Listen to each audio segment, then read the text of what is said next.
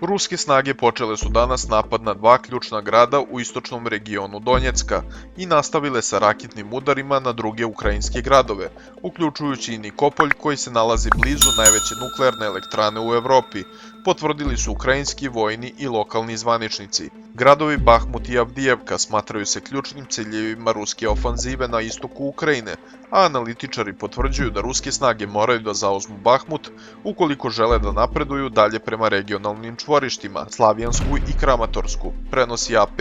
Na Donjeckom pravcu neprijatelj vodi ofanzivnu operaciju, koncentrišući svoje glavne napore na pravcima Bahmut i Avdijevka. Neprijatelj u ofanzivi koristi kopnene snage i vojnu avijaciju, navodi se u saopštenju ukrajinskog generalštaba objavljenom na Facebooku.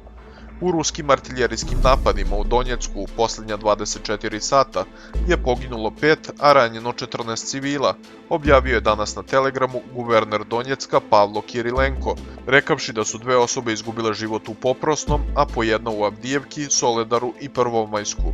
Guverner istočne Dnjepropetrovske oblasti potvrdio je da su 3 civila povređena nakon što su ruske rakete pale na stambeno naselje u Nikopolju, gradu na reci Dnjepar koji se nalazi u blizini nuklearne elektrane Zaporožje, koja je od početka rata pod ruskom kontrolom.